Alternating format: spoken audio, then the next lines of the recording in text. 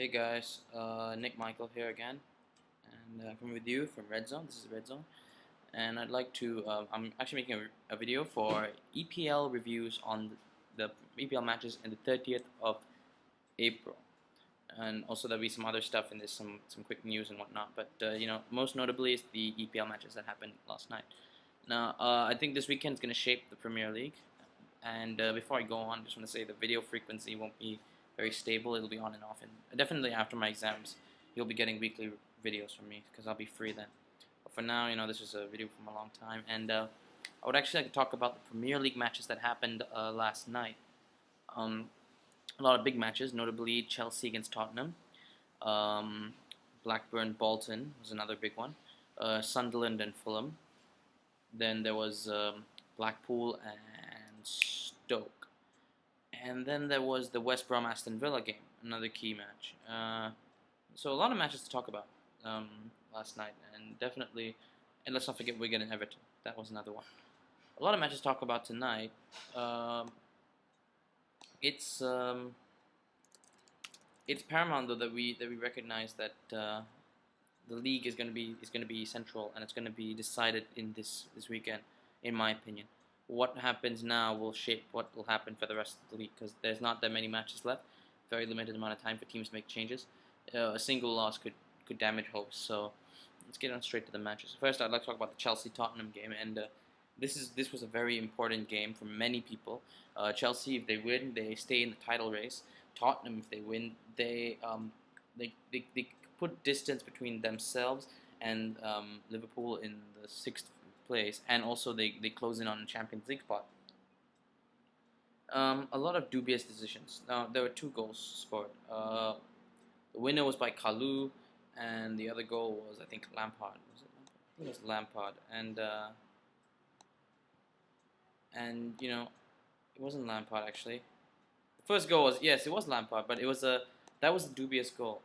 Okay, the ball, right, was held on the line by Gomez after he fumbled it. Now, Gomez's goalkeeping ability is I don't know what to say about that. But on the other hand, in this situation, right, and most of them said the ball definitely did not go over the line. Now, in this situation, the case for video technology just keeps getting bigger and bigger. You've got to make a solid case, and I guess it's the Premier League, and it's the biggest league. Technically, it's the most watched league in the world. So you've got to get with it, and you've got to make the right decisions. And the decisions that went down here was not right, and so it should not have been maybe it should not have been a goal or whatever. But still, video technology by FIFA needs to some way find a way into the game now, because it's obvious that they need it. There's just been so many goal line decisions that have changed games and that have gone wrong, and it's just something that is very much needed in the game, especially the modern game. If American sports can do it, NBA, the NFL, if they can do it and still remain successful, I think the EPL can do it. If it's too expensive, they spend millions on players. I'm sure they can spend a couple of just 1 or 2 million on technology to be inputted. If it's about time, well, why not? We already can have extra time and all that for players getting injured and everything. I'm sure we can have some extra time for this. I mean, it's no big deal. Especially, I don't think teams will mind if it can change the course of the game for them. The right decision is called, then they benefit. On the other end of everything, you gotta respect the opinions of FIFA, what they want, but in the end, I think it's going to be. I think it's a very big call for it, and I think it should be implemented. Okay, now the game ended 2-1. Sandro scored a great goal, and the winner came from the man known as Solomon Kalou, and he scored the winner. And I think they're back in the title race, but will they win it is a question that many people are asking, and I think they're a far cry away from winning it, guys. I don't know if they can win the league. Definitely Chelsea. It's not within them to win it, I think. But I think it's gonna be a tight race. Man U can't afford to slip up, and it's the same old thing again. I mean, even with how volatile the season has been, it's come back to the same thing. Will Man U or Chelsea win? So same old thing. Okay, I'm gonna move on straight to the next games. I can't waste too much time. Keep moving on. Okay, next game. This one was West Brom against Aston Villa. It ended 2-1. Peter Odemwingie scored first, then the goal from Fortuné at the last minute. If I remember correctly, Aston Villa had the first goal, I think, yes, and then Odemwingie scored, and then Fortuné. It helps West Brom. It brings them high in the table. They won't. I don't think they'll be dragged into the relegation zone at the moment. And if they can survive this, that's great. If they can't, then that's too bad because West Brom have been showing an improvement of form as of late, and it's just been it's great for Roy Hodgson, as a Liverpool fan, I'm happy for him. I think he's doing great with West Brom. I think the team there is a nice team, and I think he's got a solid future. He just needs to keep the team up and running. Okay, now moving on to the next game. That was 2-1, by the way. West Brom beat Aston Villa, who stay in where they are in the relegation zone. They're 6 points ahead, with really only three games to go virtually. I think it's gonna be hard. It's gonna be very hard for any team to catch up. But let's see how they go. If they go the right way, then okay. If not, then they lose. I think Aston Villa need to focus now, very much so. Okay, now let's talk about the next game, which was Bolton against Blackburn. Blackburn getting a vital win thanks to an Olsen goal, a great goal in the end. This skyrocketed them upwards and onwards. Big win for Blackburn as they are 3 points ahead in the relegation zone.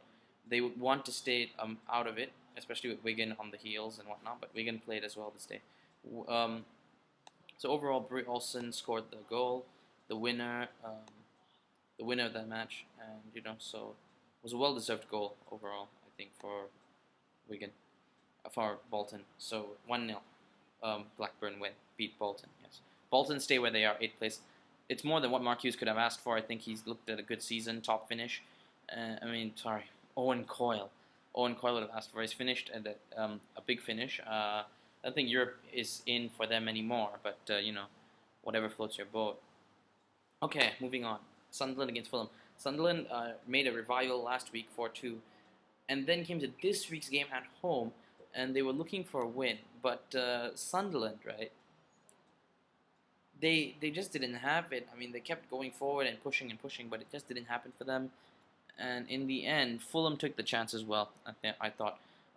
Gail Kakuta barely had anything to do for the first 30 minutes of the game, and then he just scored, and that's good. I just want to say it's funny that a Chelsea youth has been loaned to Fulham, and I think Fulham fans, I think they'll have a good laugh. Simon Davies scored twice. Simon Davies' goals were really good, I thought, and I personally didn't. I expected more from Sunderland in this game.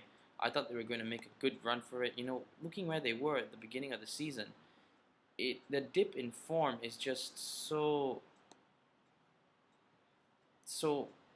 terrible. It's just been like one big slope down for Sunderland. And I just wonder what Steve Bruce is going to do, because I think it's because they sold off Darren Bent. Darren Bent was a huge factor in Sunderland. And I think now that he's gone and Gyan has to pick up the slack, it's been tough for them to deal with, because they can't deal without Bent, who's been a very big scoring force for them, and not to mention injuries as well. And Sunderland, Steve Bruce has been down this road before at Birmingham, injuries and whatnot. 2005, 2006 season, he's had a rough season before. The question is, the hallmark of a great team is, can he get past all of that and somehow bring them up? Because if they're not careful, Sunderland are in danger of going down to the relegation zone if the rest of the teams pick up their form. Moving on to the next match. Another match worth talking about, I think. It was worth talking about because it's a relegation zone match between Wigan and Everton. Everton looking to catch up with Liverpool at the top of the table, at the top of the sixth position of the table. So Everton were looking to catch up. And Wigan just wanted to survive relegation. A win would really help Wigan. A loss wouldn't. 2 penalty decisions were given here. Both I don't think were in doubt. But first one was saved brilliantly by Al Habsi. The second one, not so. Leighton Baines scoring against his former team. And a great goal by Wigan, I thought. Wigan scored a good goal, but they couldn't win the game in the end. And you know, Wigan, they've got players, don't they? Wigan, they they do have they do have players, but I don't know where it's gone wrong for Wigan, in my opinion. I just think they're not focused enough. I think they're very awry, which is tough because you got to be focused in this league. I think Wigan have just dropped the ball there, and I mean, if they win the next 3 games, they will survive. I think, unless another team wins the next 3 games.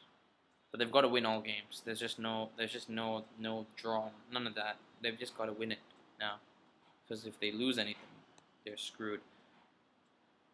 I think I've covered all the games except for the Blackpool Stoke one, and that one really, 0-0, nothing much to talk about. Blackpool ordinary, Stoke ordinary. It's not like it's record-breaking stuff. Um, where they'll finish in the table, who knows? Blackpool to me, they're on the fringe of the relegation zone. If anyone's going to get relegated, might as well be Blackpool because their form has just dropped severely. It's just been one big downward spiral, and maybe it has to do with Charlie Adam leaving. I think Charlie Adam will leave. Stoke are not looking at this game anymore. I think Stoke are now aiming for FA Cup because they've already got the top 10 finish they want. FA Cup is a chance to get trophies. They're going to aim for that. They're going to aim for Man City, and if they can beat Man City, that's great. Then they beat Man City, they win the trophy. That's what Stoke will be looking for. I'll give a topics video after this. Actually, I got some stuff to discuss about the other things going on in football. But for now, this is Red Zone. This is Nick. You heard it here first. Big games happened last night, and I'll speak to you guys soon. Thanks.